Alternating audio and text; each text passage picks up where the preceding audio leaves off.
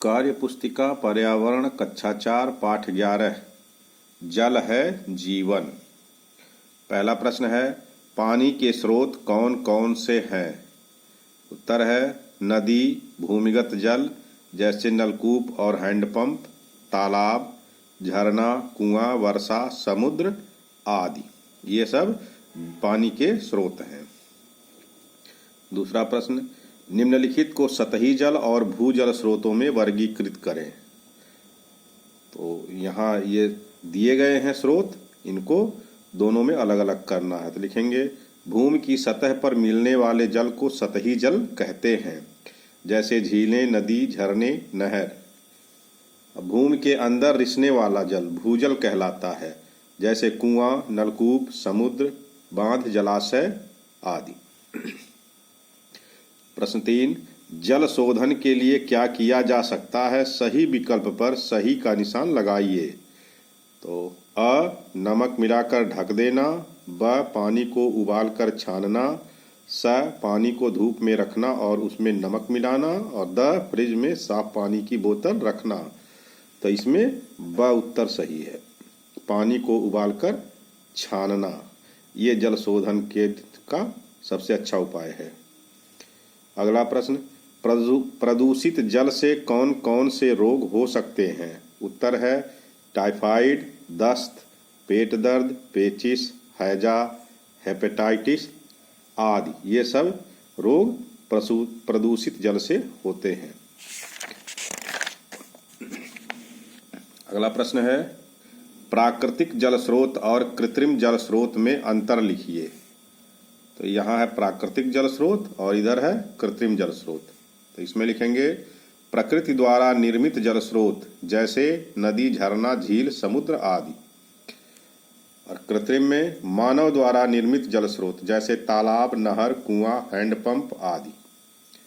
अगला प्रश्न कई साल पहले क्या आपके गांव, कस्बे, शहर में उन्हीं जल स्रोतों का उपयोग करते थे जो अब आप करते हैं। उनके जल के स्रोत क्या थे। तो पहला उत्तर हो गया कि जो पहले लोग प्रयोग करते थे आज भी वही प्रयोग करते हैं। तो इसका उत्तर लिखेंगे नहीं, अब उन स्रोतों का प्रयोग कम हो गया है, जैसे कुआं, तालाब, नदी आदि। अगला प्रश्न आप अपने क्षेत्र में पानी के पुराने स्रोतों, कुओं और कुंडों का पता लगाएं। इन स्रोतों का अब उपयोग क्यों नहीं किया जाता है। उत्तर लिखेंगे इसका मुख्य कारण है प्रदूषण, जिसका स्वास्थ्य पर बुरा असर पड़ता है, तथा दूसरा कारण जल स्तर नीचे चला जाना है। अगला प्रश्न क्या वर्षा जल को संचित किया जा सकता है। वर्षा जल का संचयन क्यों जरूरी है, लिखिए। तो इसका उत्तर है हाँ, वर्षा जल को संचित किया जा सकता है। जल संचयन से जल स्तर बढ़ाया जा सकता है। जल संचयन से जल संकट से बचा जा सकता है। अगला प्रश्न जल संचय करने के लाभ क्या क्या हैं।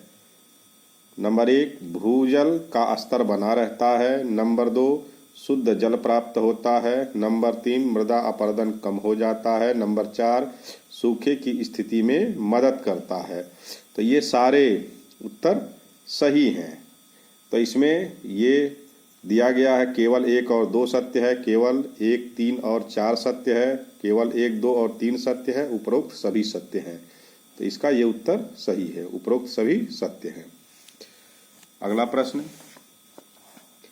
आप अपने घर में पानी का संग्रह क्यों करते हैं। उत्तर है हमारे दैनिक कार्यों के लिए जल आवश्यक है। आपदा की स्थिति से निपटने के लिए जल संचय किया जाता है ताकि उस समय उस जल का उपयोग किया जा सके। अगला प्रश्न बांध क्या है, इसके निर्माण के क्या क्या लाभ हैं। उत्तर है बांध एक जल अवरोधक है और जलाशय बनाने में मदद करता है। इस जमा जल से सिंचाई, जल विद्युत, पेयजल की आपूर्ति आदि में प्रयोग किया जा सकता है। अगला प्रश्न जल में किस प्रकार की अशुद्धियां होती हैं। उत्तर है पानी में 2 प्रकार की अशुद्धियां पाई जाती हैं। नंबर 1 जल में घुली अशुद्धियाँ जो दिखाई नहीं देती हैं। और नंबर 2, जल में अघुलित अर्थात तैरने वाली अशुद्धियाँ जो दिखाई देती हैं। अगला प्रश्न, आप अपने घर में पीने के पानी को साफ रखने के लिए क्या करते हैं? उत्तर है, पानी को ढककर रखते हैं, पानी को उबाल कर ठंडा करके प्रयोग करते हैं, पानी को शुद्ध करने के लिए उसमें फिटकरी डालते हैं। अगला प्रश्न, जल की अशुद्धियों को दूर करने के लिए निम्नलिखित विधियों का उल्लेख कीजिए। उबालना, इसमें लिखेंगे पानी को बड़े बर्तन में उबालकर फिर ठंडा कर साफ बर्तन में ढककर रख दें और उसका उपयोग करें। दूसरा है छानना, पानी में अघुलित अशुद्धियों को कपड़े से छानकर अलग करना अब सबसे अच्छा तरीका फिल्टर है। अगला प्रश्न है, जल प्रदूषण के लिए कौन कौन से कारण उत्तरदायी हैं? निशान लगाएं। कारखानों से नदी में छोड़ा गया नाले का पानी, सही है। सीवर से नदी या तालाब में छोड़ा गया सीवेज, ये भी सही है।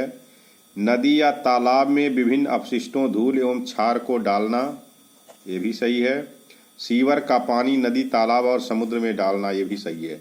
चारों कारण इसके सही लिखे हुए हैं। अगला प्रश्न, जल प्रदूषण के कारणों को लिखिए। उत्तर है, घर एवं कारखानों के कचरे को जल में डालना, मरे जानवरों को जल में फेंकना, पशुओं को नहलाना आदि।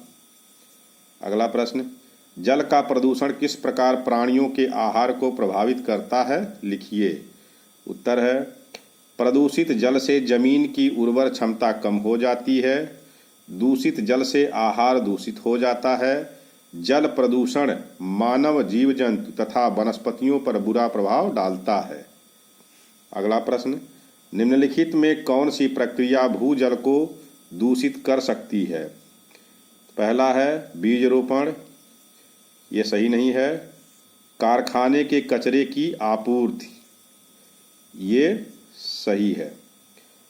खरपतवार की वृद्धि, ये भी सही नहीं है। और भूजल निकालने के लिए पंप का निर्माण, ये भी सही नहीं है। अगला प्रश्न, जल प्रदूषण को रोकने के निम्नलिखित कथनों की जांच कीजिए और सही कथन पर सही का निशान लगाइए। कचरे को नदी तालाब एवं समुद्र में नहीं डालना चाहिए, ये सही है। कपड़े और बर्तन नदी एवं तालाब में धोना चाहिए, ये नहीं करना चाहिए, इससे जल प्रदूषण होता है। मवेशियों को नदी एवं तालाब में नहलाना नहीं चाहिए, तो ये बिल्कुल सही है। नहलाने से भी जल प्रदूषण होता है। इस तरह से आप पूरे वीडियो को देखकर पूरे एक्सरसाइज को कर सकते हैं।